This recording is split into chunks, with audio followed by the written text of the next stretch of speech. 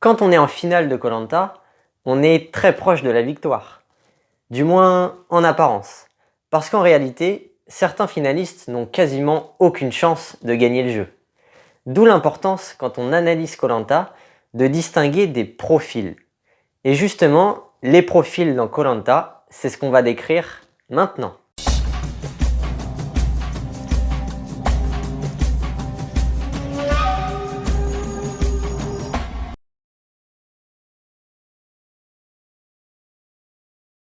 Salut à tous les aventuriers et bienvenue sur KL et Psycho. Alors oui, effectivement, dans koh, le classement final d'une saison n'est pas du tout représentatif du niveau de performance des candidats.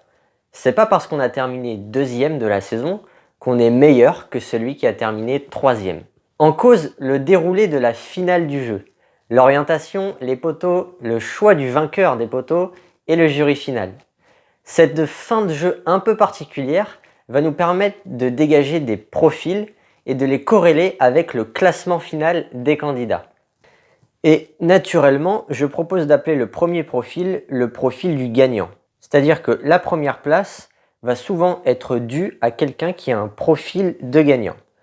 Les caractéristiques du profil de gagnant, c'est quelqu'un qui disposerait d'un bon social, qui serait pas ou peu stratège, du moins qui ne le montrerait pas, et qui serait plutôt moyen supérieur dans les épreuves. Dans l'entre-deux, mais plutôt dans la moyenne supérieure. Je vous cite quelques exemples de profils de gagnants qui ont terminé à la première place du jeu. On peut penser à Gilles de la saison 1, Clémence de la saison 5, même Christelle de la saison 8 ou Christina. Alors, vous voyez que dans les caractéristiques du gagnant, on retrouve en fait les 4 S, ou plus précisément 3 S. Le social, la stratégie et les épreuves ou le sport. Il n'y a pas la survie, pourquoi?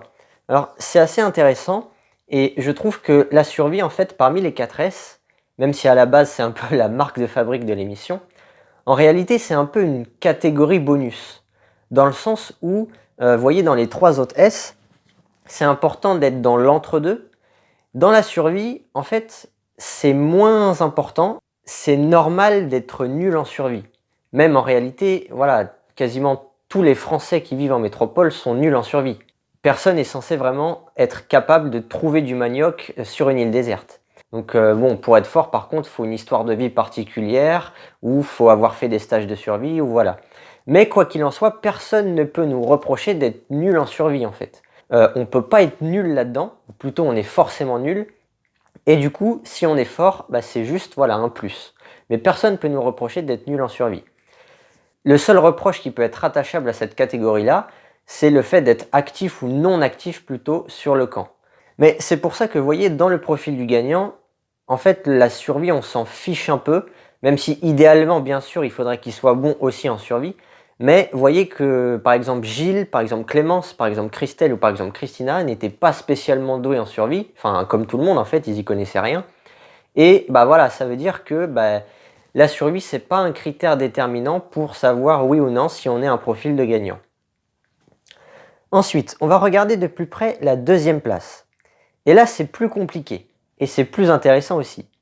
Si on se base sur les 4 S qu'on vient de voir, en gardant en tête, comme je viens de le dire, que la survie est une catégorie bonus, il va exister en fait 3 profils qui sont susceptibles de terminer à la deuxième place. Il va y avoir un profil stratégique, un profil que j'ai appelé pas dangereux et un profil que j'ai appelé asocial. On va les prendre un par un. Le profil stratégique, si vous avez regardé mes précédentes vidéos, et notamment celle qui s'appelait le paradoxe de koh, c'est assez logique de les retrouver ici, puisque s'ils ont l'image du stratège, c'est qu'ils n'ont pas résolu le paradoxe, et qu'ils sont dans la quasi-impossibilité de gagner. D'où la deuxième place. Quelques exemples de profils stratégiques qui ont terminé à la deuxième place du jeu. Nicolas, saison 2, Patrick, saison 9, Pascal, notamment dans la saison 15, Claude, notamment dans la saison 10. Donc le profil du stratège, finalement, peu importe les compétences qu'il a dans les autres domaines, ce qui est important à retenir, c'est qu'il a l'étiquette du stratège.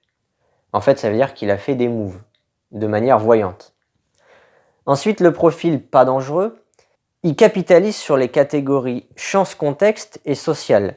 Alors la chance parce que c'est un profil qui va souvent se faire éliminer en phase pré-réunification, et le social parce que souvent ils ont un peu que ça comme atout. Par contre, ces profils-là, ils vont avoir une faiblesse au niveau de la survie et surtout des épreuves. Je vous donne quelques exemples de profils pas dangereux. Par exemple, Linda dans la saison 4, Emily dans la saison 6, Yesta dans la saison 16, ou encore plus récemment Inès dans la saison Île des Héros. Et enfin, il y a un profil asocial. Alors le mot est un peu sévère, mais bon, j'ai pas trouvé mieux. Comprenez surtout l'idée qu'il y a derrière le mot, c'est le fait que la personne s'est fait mal aimer des autres. En fait, il y a une faiblesse au niveau social. Alors par exemple, on peut penser à Chantal dans la saison 14 ou encore Clémentine dans la saison 17. Alors ce qu'on peut dire globalement sur les personnes qui finissent souvent à la deuxième place du jeu, c'est que les profils stratégiques et asocial, en fait, ils ont un peu raté avant d'arriver en finale l'épreuve entre guillemets qui est en fil rouge sur toute l'aventure, qui est le fait de s'adapter aux autres, de faire du jury management. Et le profil pas dangereux, il finit souvent deuxième parce qu'il est éloigné de la vérité ultime du jeu, qui prône en fait énormément le mérite sportif et survivaliste. Alors aussi, si jamais un de ces trois profils est très prononcé, et ou qu'il est face à que des profils de gagnants en finale, il se peut que le candidat soit drawing dead. C'est un terme que j'ai emprunté au poker et qui veut dire qu'on est mort d'entrée, qu'on a 0% de chance de gagner. Je vous donne un exemple. Par exemple, Inès, dans l'île des héros, après l'épreuve d'orientation, donc le jeu n'était pas encore fini, il restait encore les poteaux, mais en fait, peu importe ce qui allait se passer, Inès était drawing dead. Officiellement, elle n'était pas encore éliminée, elle est dans le jeu, mais en fait, d'un autre côté, elle est plus titrable. Elle a aucune chance de gagner la saison, parce qu'elle était face à Nawel et Claude. Bon, voilà, on va parler de la troisième place du jeu. Et théoriquement, les candidats qui terminent à la troisième place du jeu, ils sont censés avoir des profils de gagnants. Et oui, c'est similaire à la première place, à cause de la grandissime importance de l'épreuve des poteaux, qui est un véritable juge de paix en fait. Tout le dénouement d'une saison se joue sur une épreuve. Je vous donne des exemples de profils de gagnants qui ont terminé à la troisième place du jeu. Raphaël saison 4, Mohamed saison 5, même Sébastien saison 6, ou plus récemment, pensez à Gabriel saison 15, Vincent saison 17 ou Claude de l'île des héros. Et en ce qui concerne la quatrième place, et même des fois la cinquième, s'il y a une finale à 5, le candidat qui se fait éliminer ou les candidats qui se font éliminer à l'orientation, c'est un peu moins flagrant parce que c'est une épreuve, l'orientation, dans laquelle il peut intervenir des surprises. Mais je dirais qu'il y a quand même une petite majorité de profils pas dangereux qui vont se faire éliminer à cette épreuve-là. Je vais vous citer quelques exemples aussi. Pensez à Alexis de la saison 5, Nathalie de la saison 8, Véronique de la saison 10, Ella de la saison 11, ou encore Moundir de la nouvelle édition.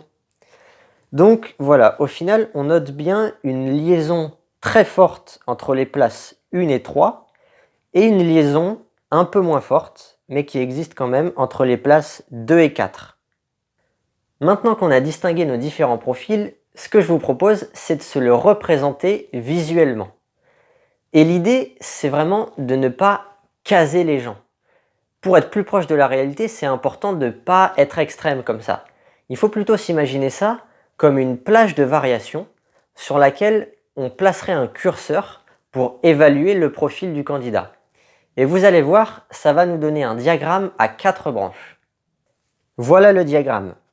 Alors, j'ai essayé de mettre de la couleur pour que ce soit un peu plus visuel. On va avoir à droite le profil du gagnant. Et on va avoir à gauche les 3 autres profils qui terminent très souvent aux 2e et 4e places. Le profil du stratège, qui va plutôt avoir une faiblesse au niveau de la stratégie, souvent plus à cause de sa gestion de l'image que sa capacité à faire des moves. Le profil pas dangereux, qui a une faiblesse dans sa sportivité et son activité sur le camp, même si on a dit que le critère survie était légèrement plus marginal. Et le profil asocial, qui a une faiblesse dans le critère social. J'ai trouvé que c'était plus malin aussi de mettre sur la même ligne le profil pas dangereux et le profil du gagnant. Parce qu'en réalité, la seule différence entre les deux, ça va être le niveau sportif. Ils ont quand même ce même socle commun qui est que ce sont des personnes bonnes socialement. Donc à partir du moment où on est bon socialement, on devra se retrouver sur cette ligne-là.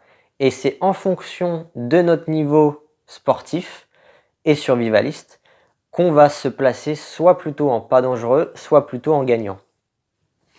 Ensuite, il suffit de placer les candidats sur le diagramme à l'aide d'un curseur. Et cela a l'avantage de doser les profils de chacun. Ainsi, par exemple, plus le curseur va être à droite, plus le profil de gagnant va être prononcé. Je vous montre un exemple ici de profil de gagnant prononcé. Alors évidemment, c'est pas impossible d'être à la fois stratège, quelqu'un qui fait des moves, et à la fois faible sportivement. Et simplement, quand on est dans ce cas-là, par exemple que j'ai cité, on a une faiblesse à la fois dans la stratégie et dans le niveau sportif, il conviendra juste de trancher pour connaître sa caractéristique principale, pour savoir sur quelle branche on va le mettre. Et donc voilà, ça c'est vraiment dû au fait que le modèle que je viens de faire est assez simpliste et il n'a pas pour vocation d'être exhaustif. Il sert plus en fait à comprendre le fonctionnement de la fin du jeu, de la finale, que de décrire les candidats en fonction des 4S. Mais forcément, on y fait quand même référence pour faire la corrélation entre le classement final et les profils des candidats. Donc, à l'aide de ce diagramme, on peut placer avant chaque finale la position dans laquelle chaque candidat aborde la finale. Et par conséquent, ça va nous aider à résoudre théoriquement la fin du jeu. Je vous donne un exemple. Ici, j'ai placé sur le diagramme les profils des finalistes de la saison 15. J'ai mis leur initiale. Le C, pour ceux qui ne s'en souviennent pas, c'était Cecilia, qui avait un très gros profil de pas dangereux. Le P pour Pascal, qui avait l'image du stratège. Le W pour Wendy, qui avait un tout petit profil de gagnant. Et le G pour Gabriel, qui avait un profil de gagnant. Alors au passage, on note que oui, Pascal est dans la branche stratège, mais bien évidemment, il vaut mieux être à cet endroit-là sur la branche du stratège, ça veut dire qu'on est en finale, que de ne pas être sur le diagramme. Concrètement, Pascal, dans la saison, il était tellement dans la merde qu'il était obligé d'être stratège, sinon il ne serait jamais arrivé en finale. Donc même si évidemment ce n'est pas les conditions idéales pour arriver en finale et pour gagner la saison, en fait Pascal a joué excellemment bien dans le sens où en fait soit il n'était pas en finale, soit il était en finale avec l'image du stratège. Et ça prouve bien que dans le cas de Pascal, par exemple, dans la saison 15, la dimension chance-contexte est quand même très importante à prendre en compte, puisque si on ne se dit pas ça, on pourrait avoir l'impression, en regardant le diagramme, que Pascal était un mauvais candidat, alors qu'en réalité, il a surtout eu énormément de poisse dans la partie pré-réunification. Alors, une fois qu'on a distingué nos différents profils, ce qui, au passage, n'était pas très dur à faire, dans l'analyse de la forme, Koh Lanta est un jeu finalement assez facile à comprendre. Ce qui est vraiment intéressant à faire maintenant, c'est de regarder ce qui s'est passé dans la vraie vie et de voir que dans la pratique, certains candidats n'ont pas terminé à la place qui leur était due théoriquement. Et en fait, cet écart entre la théorie et la pratique, elle est souvent causée par des bad moves au moment du choix des gagnants des poteaux. Et c'est ça qui va faire dévier du scénario classique du jeu. Je vais vous prendre en exemple la saison 1 en 2001. On a en fait Genaël qui a un profil de gagnant, mais Gilles qui gagne la dernière épreuve, qui était l'épreuve ancêtre des poteaux, la main sur l'idole. Gilles, il va pas jouer stratégique et il va choisir Genaël pour affronter le jury final. Dans cette saison-là, on s'est retrouvé avec des profils inversés, où en fait Genaël se retrouve deuxième du jeu, avec un profil de gagnant, et Patricia se retrouve troisième du jeu, alors qu'elle avait un énorme profil de pas dangereux. Et voyez, ça a été causé par le mauvais choix de Gilles. Ce qui au passage ne l'a quand même pas empêché de gagner, mais ça n'empêche que c'est quand même un bad move, puisque en choisissant Genaël, il a théoriquement moins de chances de gagner le jeu que s'il avait choisi Patricia. Autre exemple ultra intéressant, c'est ce qui s'est passé en saison 2. En 2002, on s'est retrouvé dans une situation où on n'avait aucun profil de gagnant sur les poteaux, ce qui est extrêmement rare. Et c'est pour ça qu'Amel, qui avait un énorme profil de pas dangereuse, a remporté l'édition. Mais ce qui est surtout intéressant avec la saison 2, c'est de voir qu'au passage, en finale on avait Amel et Nicolas, et que finalement, entre le profil pas dangereux d'Amel et le profil stratège de Nicolas, c'est le profil pas dangereux qui l'a emporté. Et ça c'est assez logique finalement parce que son image était nettement meilleure que le stratège que représentait Nicolas. Et ça c'est une conclusion à garder à l'esprit et qui va nous servir de référence et qu'on va réutiliser un peu plus tard dans la vidéo. Le profil pas dangereux, quand il se retrouve face à un profil de stratège, il a plus de chances théoriquement de gagner le jeu à cause, encore une fois, du paradoxe de koh. Et d'autres exemples, les 2 fois où Jade a remporté les poteaux, elle n'a pas fait des choix stratégiques non plus. Et Marilyn et Philomène, qui terminent toutes les deux 3e de leur édition, Marilyn en saison 7, Philomène dans le retour des héros, en fait elles avaient toutes les deux des profils de pas dangereuses. Donc théoriquement elles auraient dû terminer 2e. Mais Jade a fait un bad move et ne les a pas pris. D'ailleurs sur la 2e aventure de Jade, le retour des héros, je pense que Jade, je donne mon avis, elle a fait probablement l'un des pires choix de l'histoire. Déjà parce qu'elle aurait pu gagner un 2e koh, ce qui n'est pas rien du tout, mais surtout parce que son mauvais choix n'était pas conscient. Du moins, c'est l'impression que j'ai eue. En fait, d'habitude, quand on fait un mauvais choix, on le fait volontairement. Par exemple, Claude, il savait très bien qu'il avait moins de chances de gagner la finale face à Bertrand que face à Maud. Et en fait, dans le retour des héros, Jade, on a l'impression qu'elle pensait sincèrement faire un bon choix en prenant Romuald. Si c'est le cas, ça montrerait que Jade, pour le coup, à ce moment-là, elle avait une vision assez chaotique du jeu. Même si, en fait, on ne peut pas être sûr que Jade pensait sincèrement ça, parce que derrière, pour justifier qu'elle prend Romuald, elle va s'appuyer sur un argumentaire sportif, en soulignant notamment la 2e place de Romuald au poteau. Donc bon, en fait, j'ai l'impression qu'elle mélange un peu tout. On ne sait pas si elle a fait ça pour un argument sportif, pour un argument stratégique. Au final, on ne sait pas vraiment. Ensuite, je vous prends un autre exemple qui va être très intéressant à décrire, c'est ce qui s'est passé dans la saison 14. Un peu à l'instar de la saison 2, ça permet de prolonger le postulat que je vous ai cité tout à l'heure, qui disait que le profil de pas dangereux a plus de chances de gagner une saison de koh que le profil du stratège. La finale de la saison 14, elle opposait Marc et Chantal. Alors Marc, il se place difficilement sur le diagramme, parce qu'il est très compétent en survie, ok, il était compétent dans les épreuves, dans sa vision du jeu, mais là où le bas blesse pour Marc, c'était plutôt dans sa gestion d'image et dans son social. Avoir un social moyen inférieur, c'est quand même rédhibitoire pour avoir un profil de gagnant. Ce qui fait que Marc, pour moi, dans le diagramme, il va plutôt être sur la branche stratégique.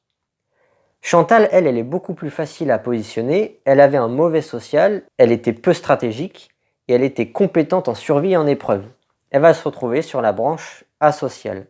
Et le résultat, ça a été une victoire de Marc. Je vous propose donc d'établir la hiérarchie suivante au niveau des profils. Le profil qui a le plus de chances de gagner le jeu, fatalement, c'est le profil du gagnant. Ensuite, on aurait le profil du pas dangereux, qu'on a vu grâce à la saison 2. Et avec l'illustration de la saison 14, on voit que le profil du stratège est quand même supérieur au profil asocial, avec notamment la victoire de Marc sur Chantal. Alors la formule que vous voyez ici, elle fonctionne surtout si le casting est majoritairement centré en bleu. Plus les valeurs de orange vont prendre le dessus, plus la stratégie, ça veut dire qu'elle va être acceptée dans la saison, et la formule va tendre doucement mais sûrement à s'inverser comme cela. Gagnant, ça ne change pas, le stratège devient en 2e position, pas dangereux tombe en 3e position et asocial toujours en dernière position. En fait, on a juste inversé stratège et pas dangereux. Et comme le niveau orange est grandissant au fil des saisons de koh, on peut penser que si on avait un cas de figure un peu comme la saison 2 aujourd'hui, peut-être que le profil de stratège gagnerait face à un profil pas dangereux.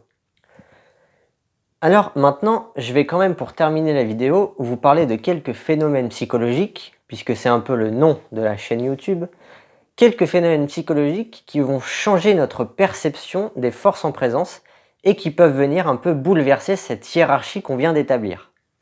Il y en a deux tout particulièrement qu'on va voir. Le premier, c'est ce que j'ai appelé le phénomène de David contre Goliath, ou qu'on pourrait appeler aussi le phénomène seul contre tous.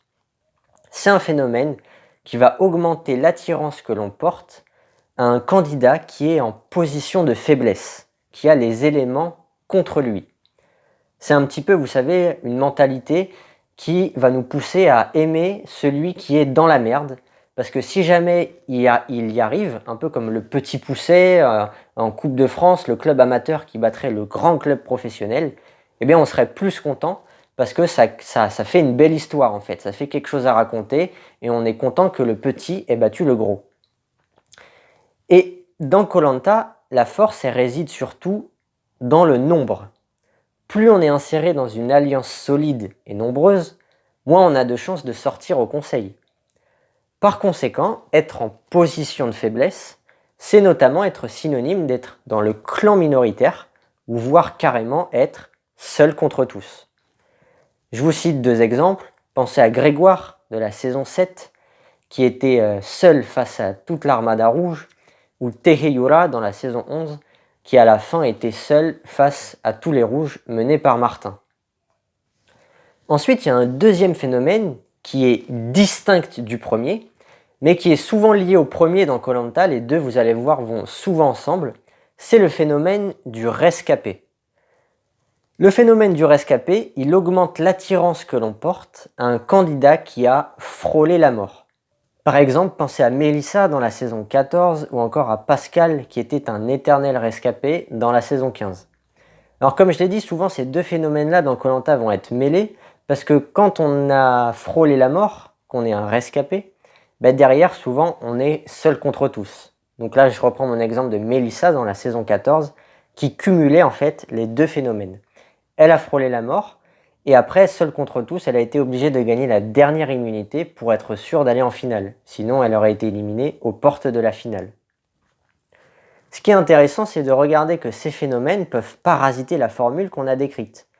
Imaginez justement, dans la saison 14, on va faire un peu de fiction, une finale Mélissa-Bruno. Alors déjà, regardez le diagramme des profils de la saison 14. On a Marc, comme on a dit, sur la branche du stratège, Chantal sur la branche asociale, et Bruno et Mélissa extrêmement proches du centre de gravité du diagramme, qui sont en fait tous les deux à mi-chemin entre le profil pas dangereux et le profil de gagnant.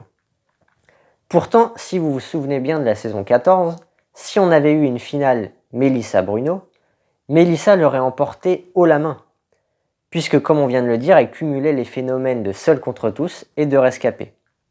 Et ce constat peut même s'étendre. En fait, si Mélissa était en finale, que ce soit contre Bruno, Chantal ou Marc, Mélissa aurait à chaque fois gagné haut la main parce qu'elle était kiffée du jury final. Et donc ça veut dire qu'on peut imaginer que potentiellement, à l'aide de ces phénomènes psychologiques, un profil de pas dangereux pourrait battre des petits profils de gagnants. Voilà, en ce qui concerne les profils dans Koh Lanta, qui prennent tout leur sens finalement au moment de la finale, et c'est pour ça que j'ai beaucoup parlé de la finale dans ma vidéo.